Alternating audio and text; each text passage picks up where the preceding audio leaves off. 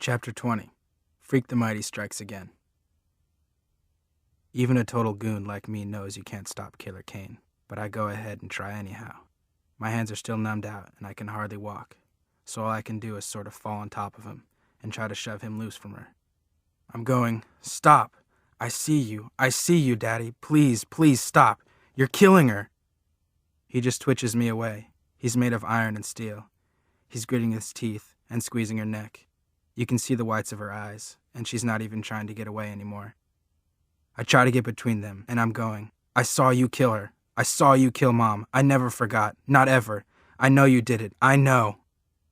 It's like I'm trapped underwater or something. So weak and floaty, I can't hardly fight him. Can't pry his fingers loose from my mother's neck. From Loretta's neck. Because everything is mixed up, and he's doing the same thing to Loretta Lee he did to my mom, choking the life out of her. And he's got the same cold killer look because he wants her to die, like he wanted Mom to die. And nothing else matters except what he wants. I'm there in the dark, pushing at him. The light catches her eyes, and I can see her looking at me. She's so far away, it's like I'm 4 years old again, peeking out from behind the bedroom door and then running to bang my little fist at him while the light fades from her eyes. I can't get him loose of her, so all I can do is keep screaming. "I know you killed her. I saw you do it. You killed her, and I'll never forget. Not ever." Finally, he kind of jerks his head, and I can feel him looking at me. And then his hands open. Loretta slips away, and I can hear her breathing, like a broken bird in the cellar dark. "What?" he says, reaching for me. "What did you say?" "I saw you do it," I say. "I saw you kill my mother." "You weren't but 4 years old," he says. And now his big hands are starting to curl around my neck, except he's holding me soft. I can feel his heart beating, and his cool breath in my face that makes me want to fall asleep. "You can't possibly recall that event," he says. "You think you can, but you can't." "I can," I say. "I do. That's the poison they put in your mind, boy. They brainwashed you into thinking you can remember." He's pulling me closer, holding me soft by the neck, and now I can feel the pulse in his hands. "They never talk about it," I say. "They don't have to, because I can't ever forget it, no matter how much I try." "No," he says, and his face is so close I can feel the heat rising off him. "Impossible. You can't." "You were wearing your brown corduroy trousers," I say, talking so fast it makes me shake inside, "and the black t-shirt with no sleeves. I tried to stop you, and I couldn't. And you carried me back to my room and put me to bed, and you told me I was just dreaming. You locked me in that room, and I ran to the window and broke it with my hand and started yelling for someone to come help Mommy." My father sighs and says, "Lord, I wish you hadn't done that, boy. It cost me years. They caught you, Daddy, and they put you away forever. Except then you fooled them, and they let you go. I have to clean this up," he says, like he's talking to himself alone. "I have to clean this up and get out of here." That's when his hands start to tighten hard and fast around my neck. I'm trying to fight him, but I'm so small and weak, and he's so big and strong. You can't stop him. No one can stop Killer Kane. He squeezes and squeezes and squeezes. I'm in this faraway place, falling backwards, real slow and dreamy, when I hear a window breaking. Then a small faraway voice is saying, "Put your hands up, villain." And I really am falling, and the air is coming back into my lungs so fast it hurts. I'm lying there, all crumpled up sideways. I can see Freak. He's rolled down through the cellar window into the pile of coal, and he's trying to stand up. "I'm warning you," he says in that fierce, bold way he has. He's got a squirt gun, one of those big blaster models that holds about a gallon of water.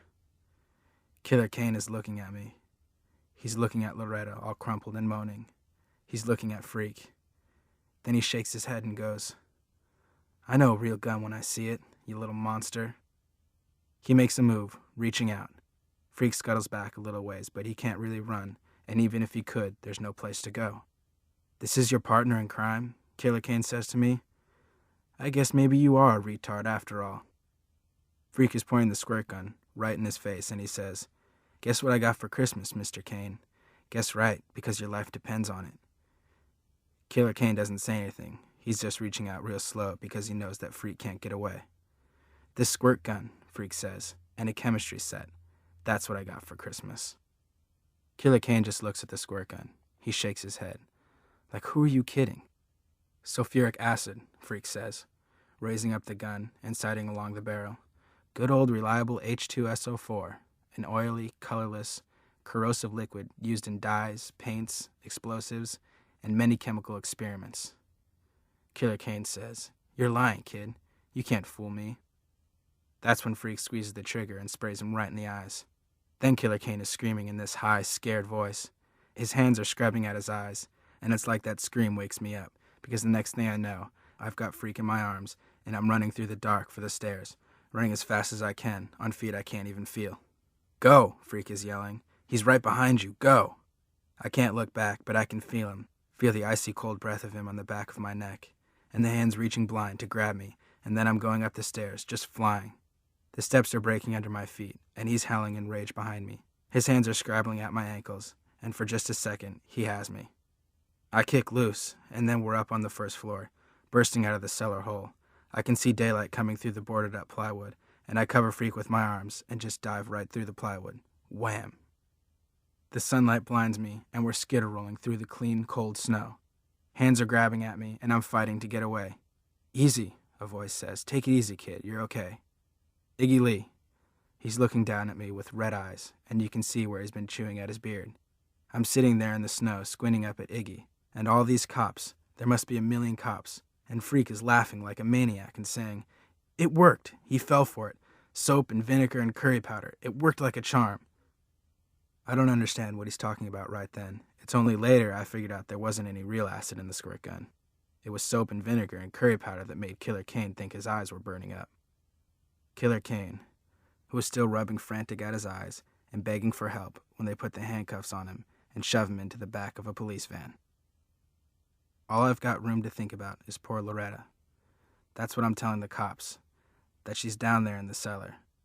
I'm afraid that no one is listening, but they must be, because right away, they're bringing her up out of the cellar, and Iggy is running to her and crying out her name. "She's still breathing," somebody says. Then Graham is shoving through the crowd of cops, and Grim is right behind her, and Gwen is there too, and everybody is making a big sloppy fuss, especially Graham, who's hugging me so tight I can't hardly breathe. The fair Gwen is hugging Freak, and she's saying, "I told you to stay in that car, didn't I? Didn't I?" Freak, he's looking over her shoulder at me, looking over Graham's shoulder, and he gives me the thumbs up as she carries him away. "Freak the Mighty," he says. "Freak the Mighty strikes again."